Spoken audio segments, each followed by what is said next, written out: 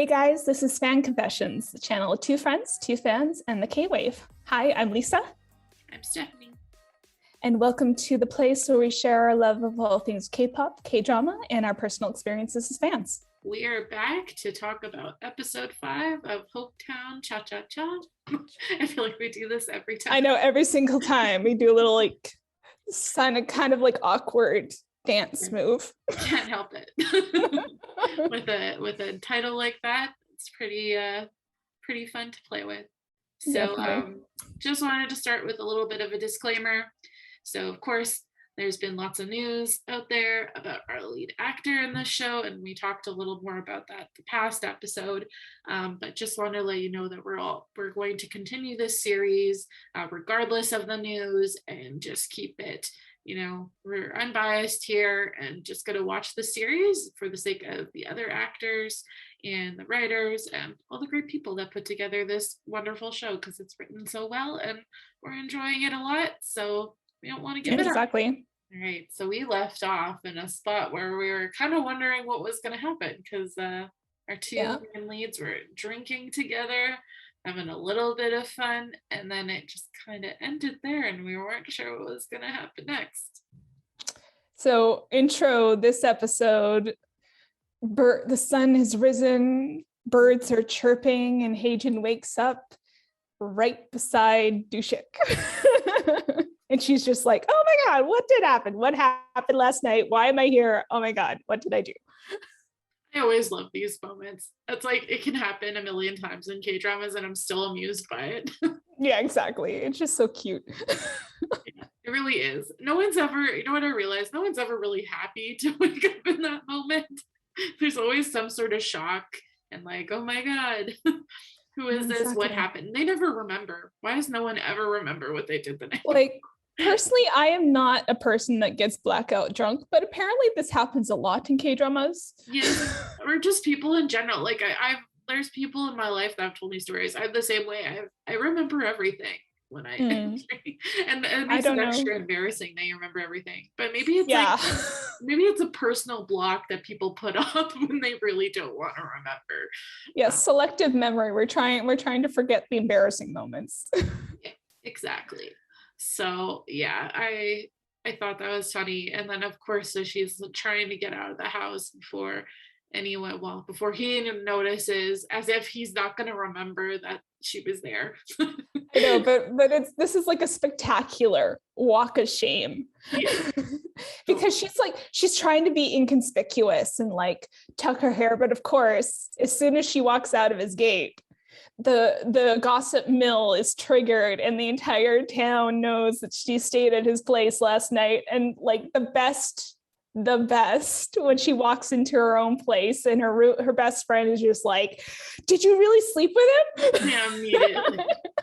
Which I knew that was just gonna happen. Like they kind of set this up to seem like anytime something was gonna happen between them, everybody would know about it right away, right? Well, this is like small town 101 here. Like as soon as anything happens, everybody knows about it. Totally. And so I was like, oh, okay, this is going to set them back a little bit, because she doesn't like that kind of thing, right? Like it totally kind of turns her off, but any kind of attention, and she's just like, But like I have to say, like I laughed a lot in this first opening sequence, just because when she started having her flashbacks of what happened the night before and how ridiculous she behaved, like the singing and the exercise equipment, it was so funny. I loved it so much, because like we've all behaved that way at least once in our life. Had a little too much wine and got a little excited and giddy. Yeah. Yeah, I was like, why did they go outside? I can't even remember now. I was like, but then part of his memory was like, how did we get back to the house? Like, exactly. She's like, okay, if we went out, how did we get back? Yeah. Like it just seemed kind of funny how it took a turn. Because to me, I thought maybe in the beginning you would assume that they drank a little too much and then they maybe just fell asleep in the or she fell asleep and he was nice and took her to, usually that what happened actually. So this is refreshing, because usually what would happen is one of them would get too tired and then the other would just like you're like, okay, I'll go to sleep too, or whatever, or someone gets taken to the bed and they like take care of them. But it was like they ended up getting more energy. We're like kind of crazy. So yeah, I think like getting that sort of like second wind mm-hmm. and like doing something crazy, like drunkenly exercising and running around. Yeah. I can't say I've done anything like that before. I know. But yeah, no, it was very amusing. I find it weird that they're still denying feelings for each other like 100%. I'm like, come on, girl. I know, but it's like, but this like her reaction, like what I love, another refreshing moment in this episode was Hagen's automatic assumption that the town was going to be like, oh, we must look good together because, like, you know, she's pretty city girl, so of course she's so much better than him, right? Mm-hmm. And how that assumption was completely like snapped because the town's like, he's so wonderful, she's so lucky, love him. And then she's like, oh, well, we're in different social positions, we can't date. And that just like that part annoyed me. It's like, what is wrong with you? Yeah, that's where her ugly parts of her personality come out, right? Yeah, like, very prejudice. She's got some social prejudice going on, and it's not attractive. No, and it's like I don't like those moments, but then I'm like, okay, I'm okay to see it in some ways because I appreciate that the characters aren't perfect and that they have things about them that they need to work on still, and that they can be humble and like whatever. So it's like it helps the story. Not exactly ideal, but I know my man Dushik will not put up with it anyway. He would not. Well, you know what? Like he didn't have to because the town put her in her place right away. She's like, well, you know, he's like, do you realize he went to Seoul National University, right? And she's like, no. What? He's like, yeah. You're this guy that you thought was so much lower class than you is actually like a step above. Thank you very much. Yeah. So anyway, it's kind of interesting. I liked their whole little thing about each of them talking about why they love him so much or comparing him. And then I also did though like the cafe guy that kind of stuck up for her and like exactly, because it was like they went through such a situation together, and I was like, oh, he's so sweet because she was such a sweet guy. And then he's still like, no, but she's pretty good, like, you know, like trying so that she's not the only one that's like being kind of our 90s idol heartthrob turned cafe owner definitely has a good heart. He sees the good in people, even when they were like shitty to him. Yeah, I kind of like his character and how like he's just a little bit naive and whatever, and he's just I don't know.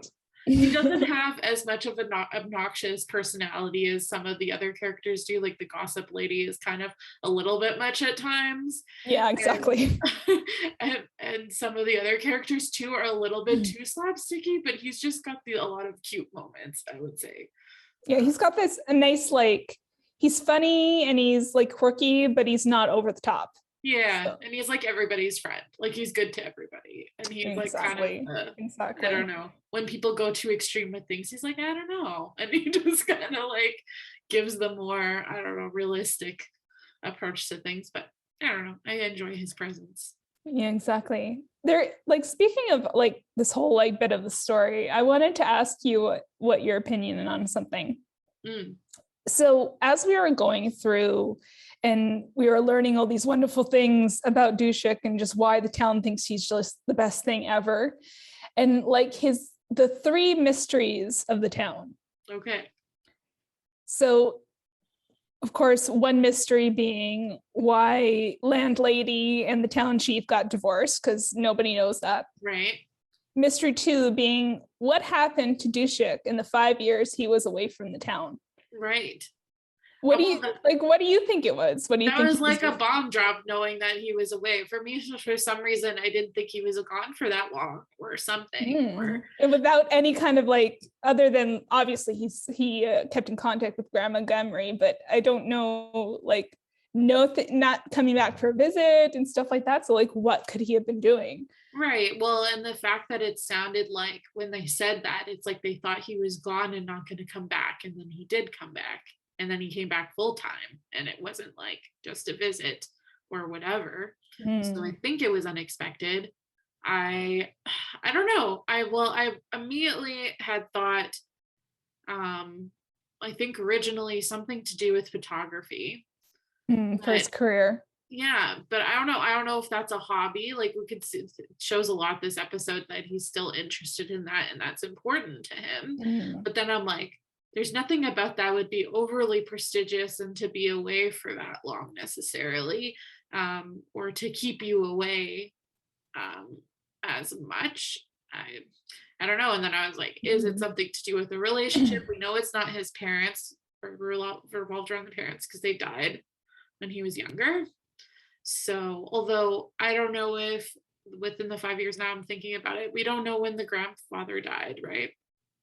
Yeah, we don't know when he passed away. I think it was when he was younger before he went away to school. Okay, that's what I was thinking too. Yeah. That could have been a reason to bring him back, but I don't know if it would change his life trajectory either. Yeah, so it's something that I'm really interested in finding about what happened in those 5 years, because like I think part of the reason why he came back has to do with his mysterious visit to Seoul and the therapist's office. And which you were right bang on with that one. I was like, Lisa was right. When we saw you. What's the therapist? You went to the therapist's office and I was like, Lisa, do it. I knew it. And like obviously it has to do something to do with his nightmares. Yes, he's having traumatic nightmares. So I don't know if we're okay to jump ahead a bit because this was like at the very end of the episode. Yeah, exactly. That little reveal. Yeah, but it was just... So I don't know. Do you want to go there now? Then we'll jump. Sure. Back. Okay. So, well, since we were talking about it, because he's in the therapist's office and then they reveal a bit more, because we've seen him wake up from his dream, but you don't know what the dream is about. But then we got a glimpse into like there was something bloody, right? And he was looking around for something and he couldn't like escape from where he was, and he's trying to find a way out. So it's like the blood, that's where I was like, something to do with somebody. And a death maybe of some sort. Yeah, exactly. Or something traumatic that happened to him that he witnessed, or I don't know. Because I know he went to Seoul University, National University for engineering. I think that's Grandma Gemry said. And it's like, well, if you're going, depending, like there's so many types of like engineering that you could go into, but if math, I'm assuming it's like mechanical engineering or something. Like maybe he was working abroad or something and like something crazy happened, who knows. Well, that, and then they all do get enlisted for some period of time, right? So it's like army service. Yeah, but I mean it didn't that's where I'm getting tripped up, because the dream didn't reveal anything that particularly felt like it was anything to do with a military situation or anything like that, and no one's mentioned that at all. Exactly. So I don't know. But he is the age that he could have gone and come back. Well, yeah, because it's like usually like from what I understand, most young men usually complete their first year of university and then they go and do their 18-month to 2-year military service. And then they come back and complete their university. And that would be about like a 5-year period, kind of, maybe a little less. Could be. Yeah. I wonder if like, what if he went and witnessed something in a town or something that reminded him of his small town, and like maybe he was just like, he should come, maybe he felt like he had more purpose to come back and contribute to that and make it a better place or something. But like I feel like that's not where it's going, but it's like, to me it would make sense logically in real life what your thought process might be, but I don't know if that's where it's going. I have a feeling like from like his dreams and the fact that he still is in therapy and stuff like that, it's obviously like something traumatic happened in that time. But like I have a feeling like once we find out, I think it'll take like further in probably most of the series, but I think as Heijin and Dushik get closer. I think he'd probably, if it was anybody he was going to reveal that to, it might be Heijin. Well, and so that's part of what I was like thinking, maybe it's a relationship, because I was thinking if it had to involve with somebody, usually you would be more standoffish if certain people or relationships are getting close to people.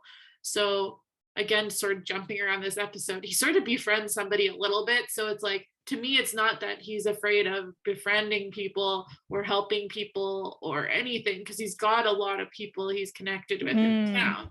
However, with Heijin, he is on the reserve side with admitting he likes her, and like he's flirting, like, which it's contradicting because they're totally flirting with each other. Totally flirting, but they say they're not. But it's like there's no acknowledgement of what really is happening, but he's acting differently.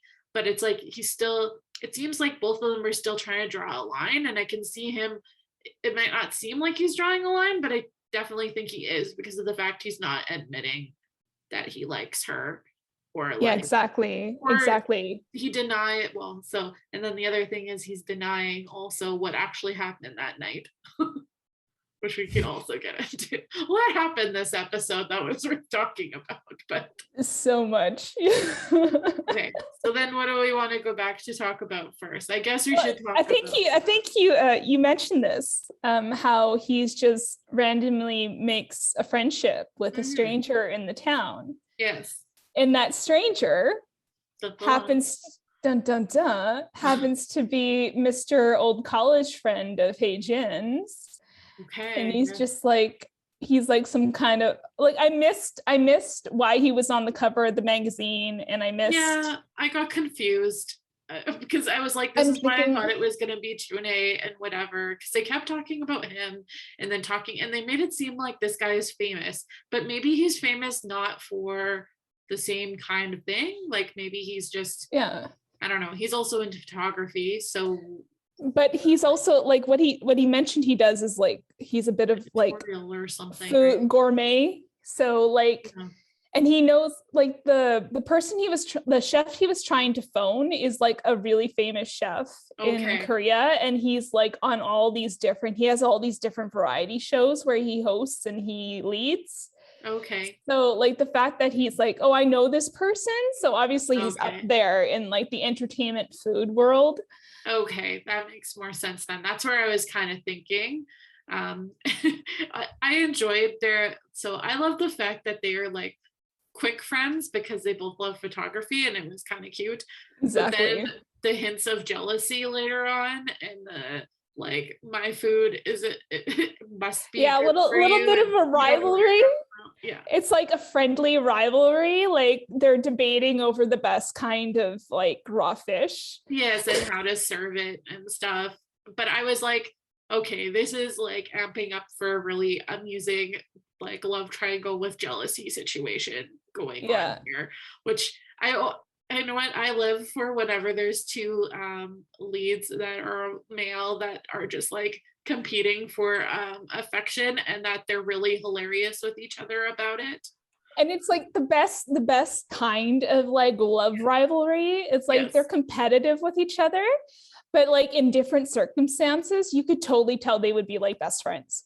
But then they do become friends, even though regardless of what happens, they want the other person to be happy. I think they will be friends because like their personalities seem to like really mesh together. Yes. Or they'll help each other out one way or another or something. Like I feel like this tells me spellings of the ending of that. If the second male lead doesn't end up with her, that he might do something for Dushik to keep him in his hometown, but then also give him some level of notoriety or build up to what he deserves in terms of his talents and what he has available. Maybe. Oh, I like that angle. That's how I kind of think of it, where it could go.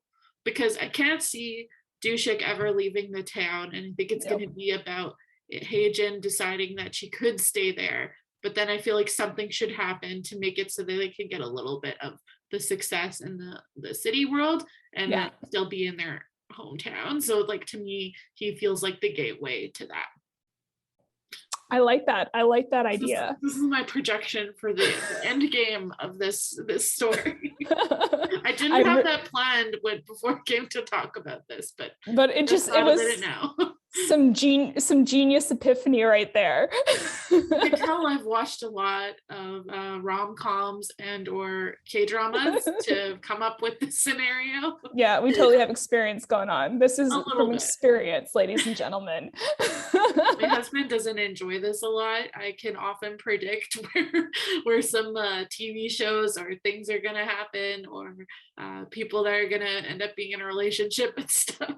And he doesn't like it to be spoiled. not so much that, but he's like, no, you're so wrong, and then I'm always right, and I love it. And it's like, ha ha ha. Exactly. Yeah. Anyway, we will see. I don't know how strongly I feel about that, but that's what vibe it's giving me, that it'll go in that direction. I definitely am digging that theory. I like that idea. The little pathway you went down. Happy. Yeah, and he exactly. feels like he's contributed to them as a whatever. I don't know. We will see. I can't wait to see Heijin's reaction to him and how their interaction will be, because I think that'll be interesting.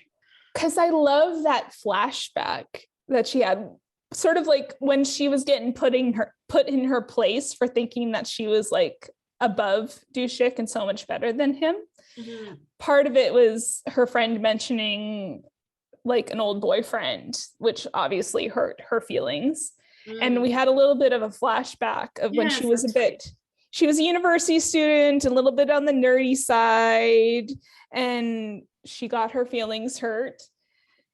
But totally forgot about that whole scene. Yeah. Yes, but then we get and then like as she's like leaving the scene of the crime, she bumps into like Mr. Familiar. Yeah. Mr. Friend from college who's like stumbled his way into her life again in the future. And like, oh yeah, second lead all the way. Yeah. Well, and he's changed too. It looked like back then he was also kind of, well, he didn't say anything to her. Like, it seemed like he didn't know what to do in the scenario. Yeah. So now I feel like he probably will come off more of the hero type character, and probably, well, he's clearly grown up well and has probably become more enticing. Like maybe she didn't notice him back then and now she'll look at him. Or like he was afraid to like admit that he liked her back in college, but now that he's older, it's a missed opportunity. Exactly. And he's gonna come in. Yeah, he's gonna come into her life again, and he's like, I'm not gonna waste this opportunity again. I'm going to let her know how I feel, and I'm gonna make things complicated for her and do shit, whether I meant to or not. This happens in like every series, it feels like. There was a lot of series we watched had that too, where the guy came back and he's like, I'm not gonna pass this up again. And it's like, I feel like it's just one of those foreboding poor second male lead things. If you didn't take your opportunity the first time, it's not gonna work out. Yeah. Unfortunately, it works. Her first pick then. Yeah, it works for the male leads, that scenario, but not so much the second male leads. It is just maybe one day I will be surprised and a second male lead will take the cake. I don't know. There's only been one time a drama has ever surprised me with who they ended up with in the end, which is Reply 1988. If anyone has ever watched it, I have not, but it's a pretty famous one. It's a pretty famous one. You should watch it, and let me know what you think afterwards, because it's kind of, it builds itself up so that you don't know who they're going to end up with most of the time, and you got to try and figure it out, and then you find out. So it's a nice surprise at the end. Yes, but anyway, that aside, if some drama could surprise me like that again without leading up and giving me that much, I would enjoy that and find that really interesting. But yeah, that would be a lot of fun. Yes, but I don't think this is the one to do it, but we'll see what happens. So what else do you want to talk about? The flashbacks. So then she does remember what happened, right?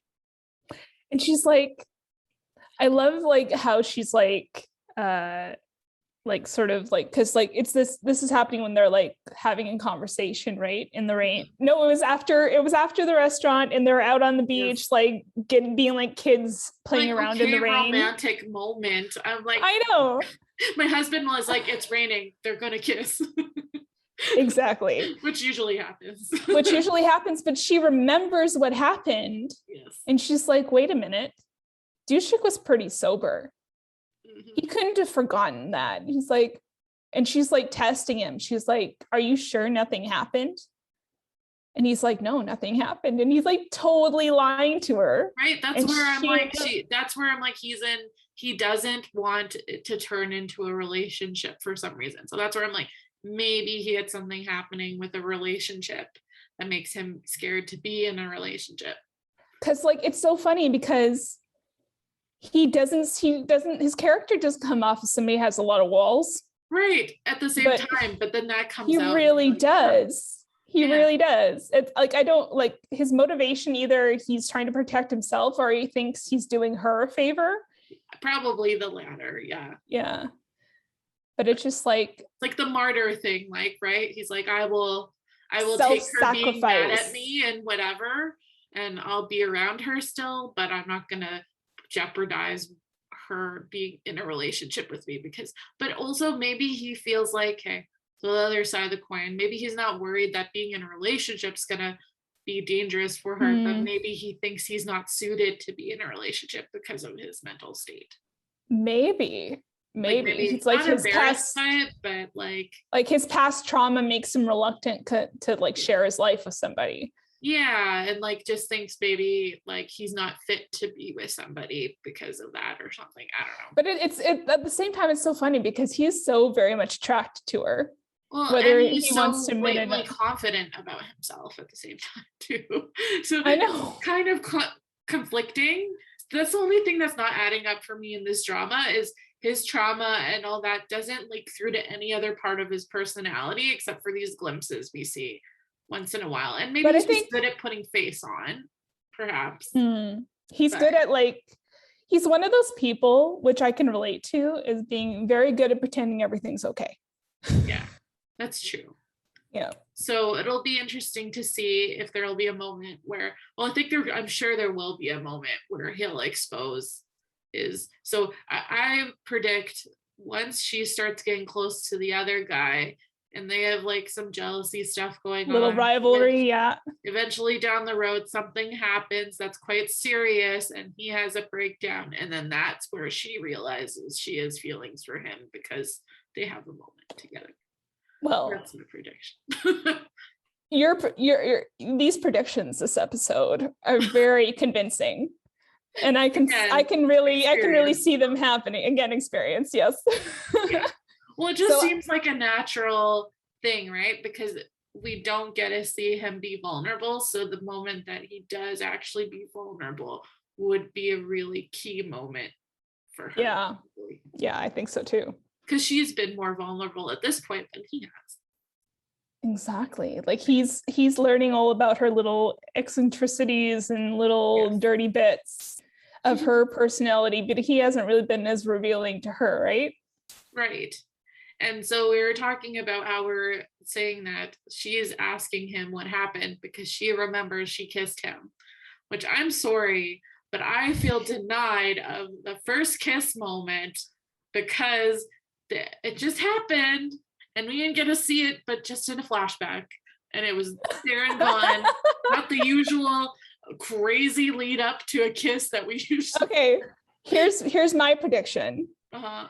Because we were denied an epic first kiss moment, later kisses will make up for it. Well, I'm sure they will, but this is like my pet peeve. So I don't know if anyone has ever watched this. So this is like a small version of it.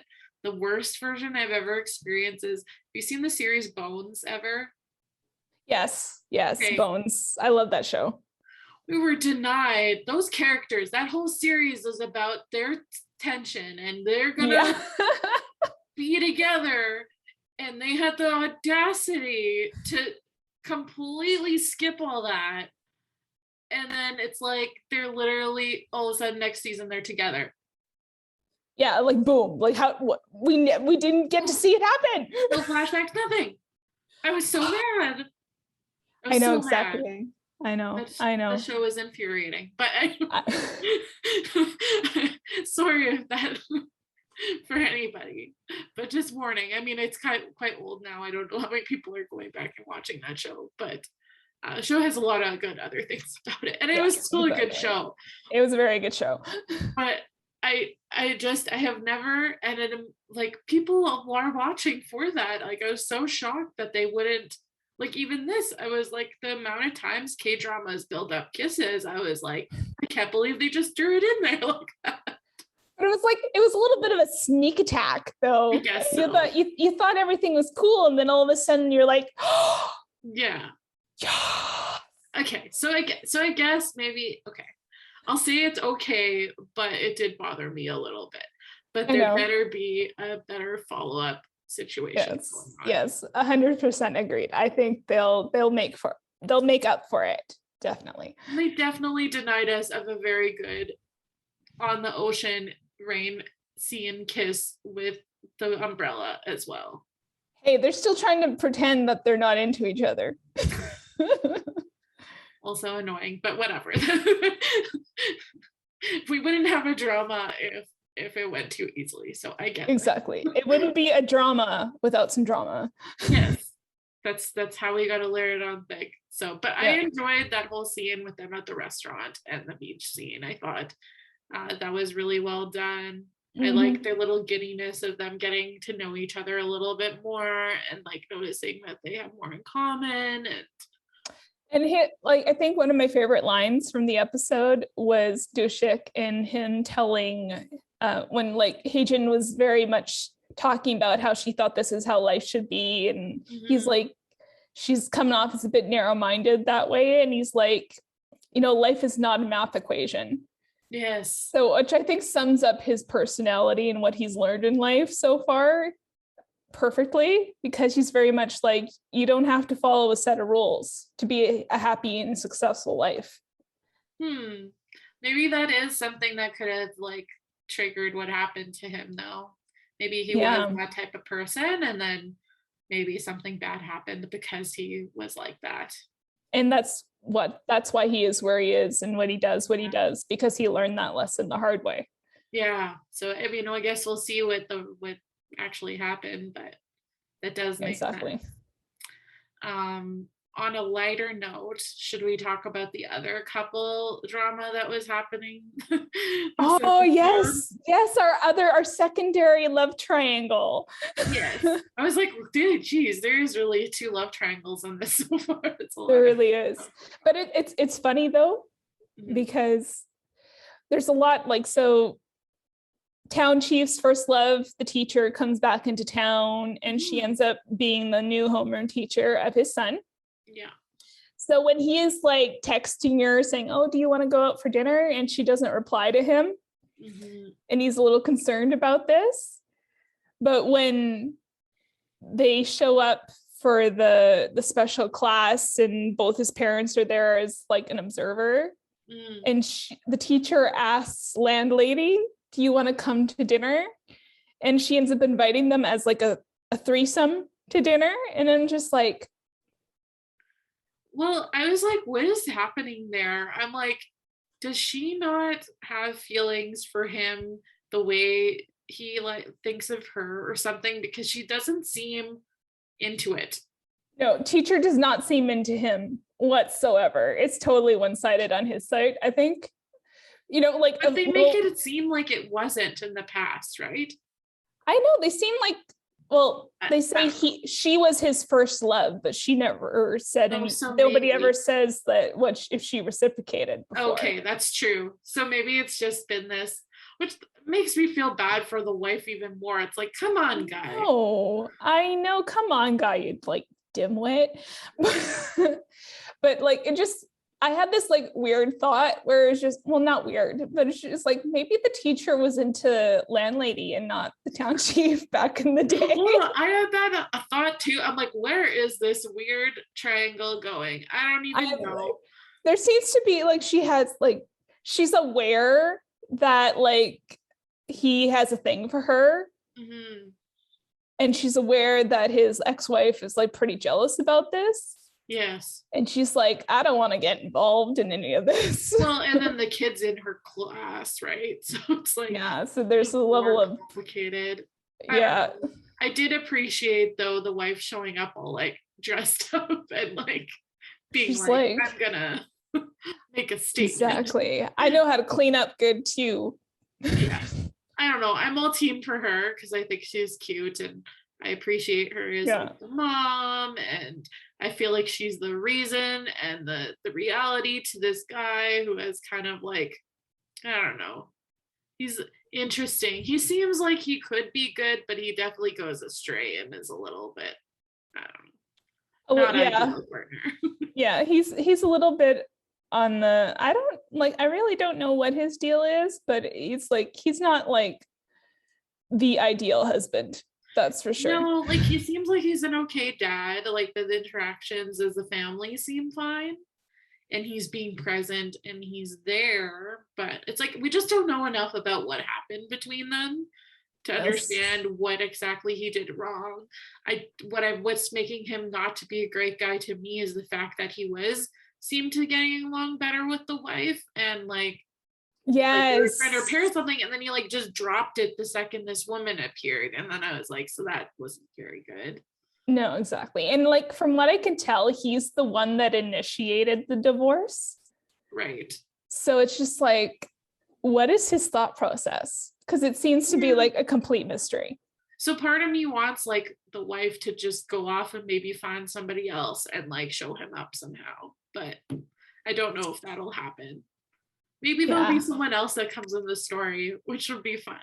That would be fun. And she gets a little flirt on with him. Yeah, or something. I would love to see her rise and like show him up somehow. Because like exactly. I don't know. Like, see, I'm desirable. Take that, asshole. Exactly. Because like, I'm sorry. It's like they kind of seem to make it seem like that she's a little bit unfortunate in the sense of like who she is, and that like maybe he could have done better somehow, but it's like I feel like it could be reversed too. He's not necessarily the best. Like they seem fine for each other, but like it's not like he's amazingly better looking or anything like that. Anyway. Yeah, exactly. That aside, the dance and the singing sequence was so cute. Because of course, her Dushik has a recreational leader's license. Whatever it was, I don't know. He was just filling in for the friend, and it was he was doing such a good job. Whatever it was, I was like, okay, this is cute. Like flashbacks to summer camp. Yes, pretty much. But yes, so I was looking here and we've kind of jumped around about a whole bunch of stuff. But that kind of takes us to the end because we've sort of that pretty much covers it for this episode. It was a busy episode. It was a lot of fun. To look forward to, yeah. So we got lingering feelings happening and denial of that. I think predictions for next episode. I think we're gonna walk into Heijin giving him Dushik the cold shoulder, just because she's like, dude, why would you pretend that it didn't happen when it did? And like, or she's like kind of conflicted because she's kind of glad that he's pretending it didn't happen because she's a little embarrassed about it. Maybe I could totally see her actually, now I'm thinking about it, trying to catch him in a lie. So like purposely doing things to prove that he does like her. Or he does remember. Yeah. Like, or like, because I feel like in her head, would be bothered by the fact he doesn't have affections for her. Exactly, because she's like, I'm such a winner. Yeah. Why aren't you dying? Like, why aren't you dying? Yeah, like I feel like she'll have that thought. So that could be fun. There might be some fun scenes coming out of that. Also, her meeting the second male lead. I'm assuming. That would be awesome. Mm-hmm. Next episode would be prime for that to happen. I'm surprised it hasn't happened already, but it would be prime if that happened next episode too. I think so. And then the dinner with the other love triangle. probably. Yes, I can't wait to see what happens there. Severely awkward, I'm sure, but it'll be very entertaining. I really like, I have no idea where this is going to go because I had thought about that too. I don't know if she's just trying to be kind of a mediator maybe or something. Maybe she's going to be a marriage counselor. I don't even know, but it'll be amusing, whatever it'll be. Yes, exactly. Well, that's it for episode 5 and our predictions for episode 6. It was a pretty good one and we're excited for next. I hope you guys enjoyed it as well. Yeah, I mean, this series I think has been our favorite in a while, and always looking forward to the next episode, which is always a good sign. That's a good series. I have yet to feel any lull in this one yet. I don't know about you, but I am pretty eager for every episode. So that's usually a good sign. A very good sign. Mm-hmm. And so we want to hear, are you enjoying it as much as we are in the comments? And don't forget to like and subscribe. It means everything to us. And and if you're liking this series of videos, feel free to hit that notification bell and you can know right away when the next one comes up. Exactly. All right. So we'll see you all next week. Bye.